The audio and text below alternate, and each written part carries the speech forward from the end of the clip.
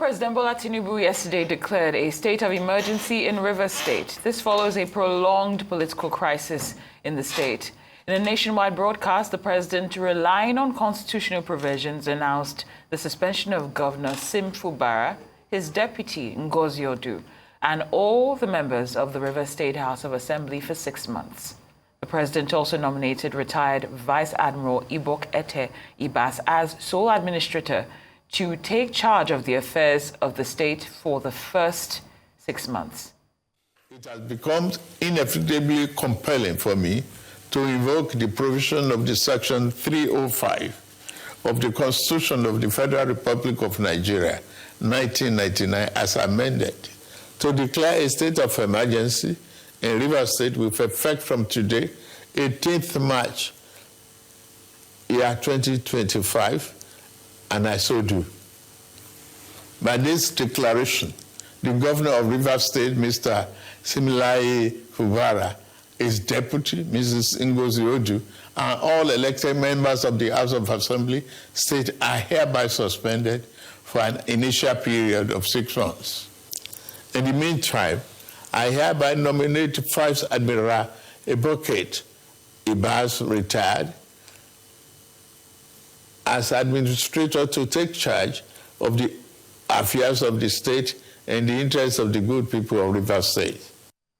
Well, meanwhile, the suspended governor of Rivers State, Siminalayi Fubara, has urged Rivers people to remain calm and be law-abiding despite the recent pronouncement by President Bola Tinubu. A statement signed by his Commissioner for Information, Joe Johnson, notes that the governor and his supporters will approach relevant authorities to resolve the issue that they are faced with. The statement also read that the people of the state have always been resilient, stressing that they will face the situation with wisdom, patience, and unwavering faith in democracy. It also alleged that efforts to bring about peace in the state were frustrated by the Minister of the Federal Capital Territory and his supporters. And the Nigerian Bar Association has condemned the suspension of Rivers State Governor Sim Fubara and other elected officials of the state under President Bola Tinubu's declaration of a state of emergency in the state. The body of Nigerian lawyers described the suspension of the elected state officials for 6 months as unconstitutional and an assault on democracy. In a statement, NBA President Afam Osigwe said the move violates Section 305 of the Nigerian Constitution, which outlines strict conditions for emergency rule.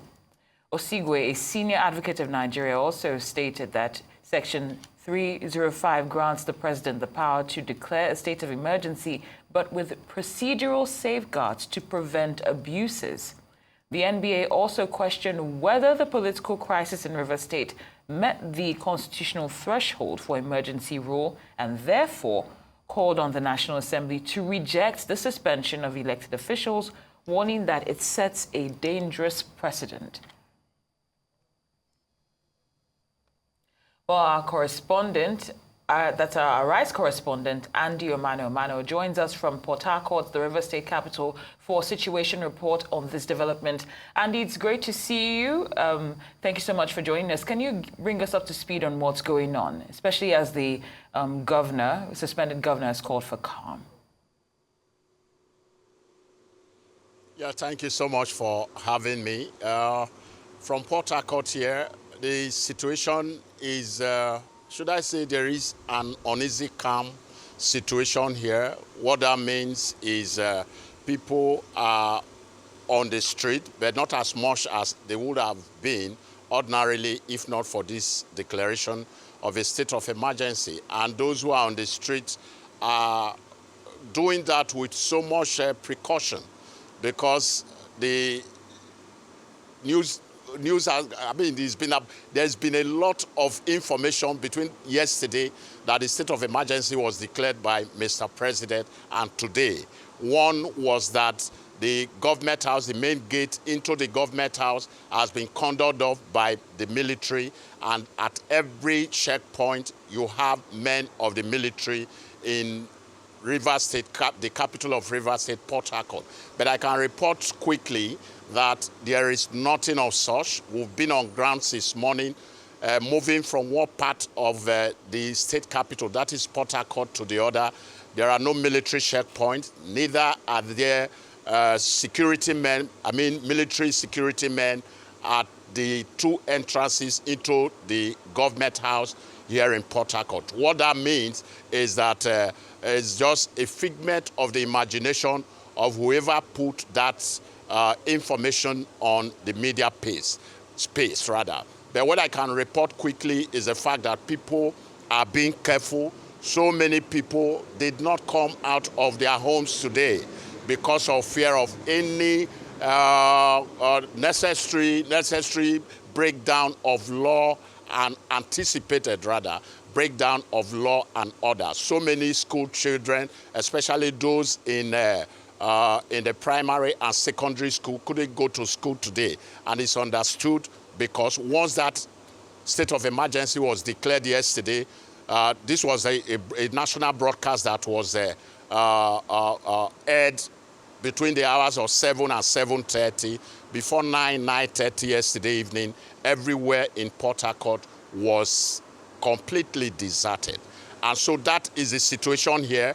In Government House, there are 1 or 2 police officers. The only thing we saw at the main entrance into Government House as we speak, we just left there this morning, is that there is an armored personnel carrier, just one, into the main gate leading into Government House with 1 or 2, 3 police officers. That's what we saw there. We drove into the secretariat that is directly, the state secretariat, I should say, that is directly behind the Government House complex. The place is deserted. So many of the civil servants are not at work today. Where I am having this live cross from is a street. It's called is a street housing the River State House of Assembly, the definite area of the River State Moscow Road. There is vehicular activity, human and vehicular activities, but not as much as it should have been ordinarily, if not for the declaration of a state of emergency. And so the situation, that's the way it is. We got information also from the international airport in Omogwa here in Port Harcourt. Flights are coming in and going out. That has not been disrupted. There is people, the few ones who dare to come out have done so with so much precaution, and we are expecting what will be out in the next couple of days. But everyone is praying for peace and tranquility. Everyone is praying Absolutely, that nothing Andy. untoward happen, because of course you know that if anything that does happen, it is the young people who are on the street or the defenseless masses that will bear the brunt of whatever action. Absolutely, Andy. Thank you so much for that insight into the situation in and around Port Harcourt at the moment. Now, there have also been some unverified reports that the whereabouts of the governor at the moment is unknown. I'd love for you to clarify where, if you know the whereabouts of the governor, as well as to correct or add factual information to the fact that there are also reports going around that the governor is being held almost in a state of hostage by military, allegedly. So can you let us know, where is the governor? Is his location known, and is he safe? All right, thank you so much. I really cannot precisely put a finger on the whereabouts of the governor as we speak. The only information we got as at this morning was that no sooner that state of emergency was declared by Mr. President in Abuja yesterday, a contingent of military officers moved into Government House and asked the governor, that is Siminalayi Fubara, and his immediate family to vacate the complex. That is the much I can say. As we speak now, the whereabouts of the governor is still yet unknown. But like you also rightly pointed out, the rumor mill is agog. People are coming with all sorts of information. The governor is held under house detention by the military and all that. But there has been no clear-cut position as to if that is what is actually happening. But I must quickly also draw your attention to the fact that the governor only released that press statement this morning That press statement that is in the media right now was released by the governor.